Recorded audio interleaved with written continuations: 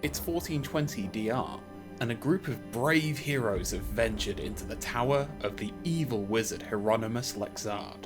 They enter the catacombs, being wary of whatever traps Hieronymus has laid for them, until from one of the dungeons they hear a cry for help.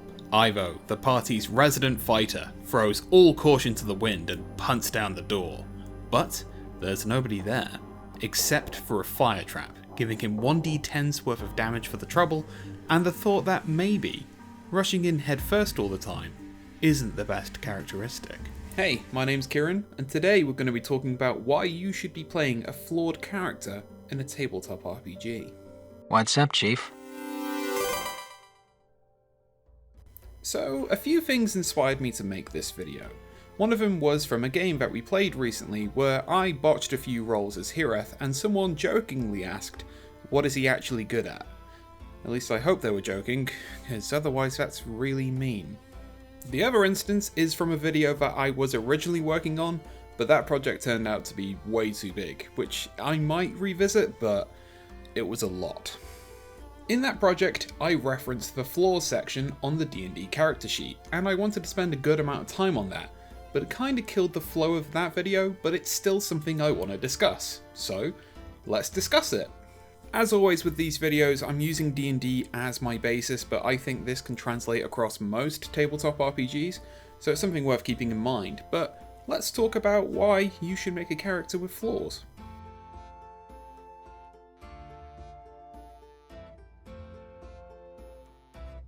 Well, they're flaws with your character. Wait, okay, let's talk about this properly. So, flaws, much like in life, can take many shapes and forms, and can be derived from your background and your stats. You might think to yourself, yeah, well, me and my character think we're flawless, and, well, I hate to break it to you, buddy, but that's a flaw. When you're making your character, it's always worth keeping in mind what their flaws may be, and where they come from. Maybe you're playing a druid who's spent most of their time away from civilization, and has no real regard for societal norms. Or perhaps you're a character who's just gravely distrusting of magic. Or you're just kind of horrible and a bit of a thug. Maybe your character has actually never adventured before, and as a result of that, they may be a little naive.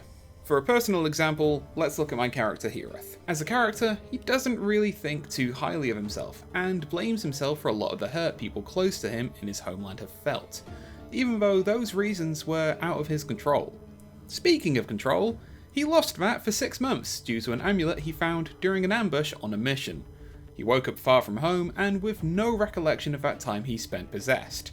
So now he's terrified of what he may have done, and as such has been kinda distant, especially on subjects concerning himself. He's also super suspicious around magical artifacts found in caves, which sounds weirdly specific, but I mean, you would be surprised how many magical artifacts are in caves in Faerun.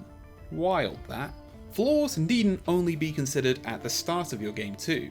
As I've said in numerous videos, your characters are constantly evolving, and the same can go for your flaws as well. Maybe you confront and face your character's demons and emerge victorious, or you come to terms with what you are or what you've done. Alternatively, maybe something happens to you in your adventures, maybe a bad experience, or in the most drastic of terms, the death of a friend, or maybe even the death of yourself and the potential resurrection of your character. Flaws and where they come from are something you should be thinking about, but not necessarily fearing. Let's talk about why that is.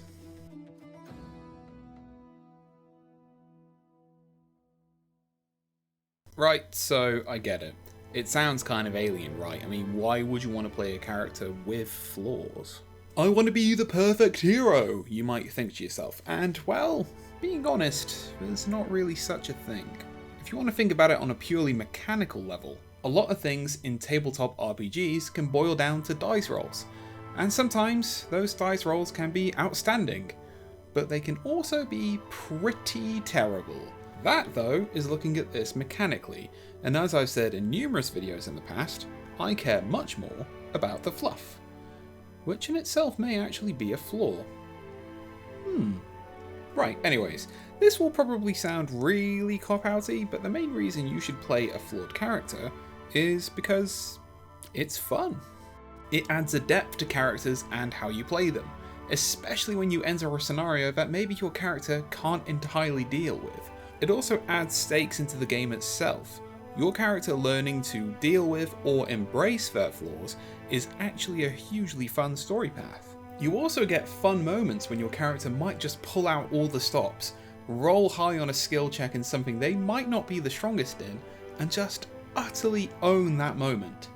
Or maybe you could actually turn those pluses on your character sheet into flaws. Maybe your high intelligence character is too busy being stuck in their one true love, good books, to notice the impending terror, or your high strength character throws a smaller party member over a chasm.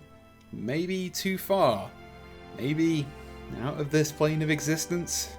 In my experience though, where flaws truly shine is in interactions with NPCs and especially with other players. Everyone's got their strengths, weaknesses, people who can help them, or people who can hinder them. This also might just be a personal thing, but I find it so much more fun to act as a flawed character. Also, it can lead to some funny situations. Sometimes you're backpedaling in an awkward conversation, sometimes you're hiding a body because your party's resident bruiser bruised a little too good. Also, nothing gives me more of a giggle than rolling a 20 on perception as Hiref and having everyone just like cheer about it and then leaning in towards my DM and just going, hey, yeah, that's a 19. So, yeah, flaws. Flaws are fun. If it's something that might still confuse you, as always, do talk to your DM. I have to fit that point in here somewhere. If you enjoyed this and you want to see more of them, I've actually done a few videos on creating characters for tabletop RPGs. There's a link to a playlist in the description down below. If there's anything you want to see me cover, or you have a few fun stories of your own character's flaws, then why don't you let me know down in the comments down below. And, as always, a like is lovely, and sharing is caring, but most of all, I just hope you have a lovely day.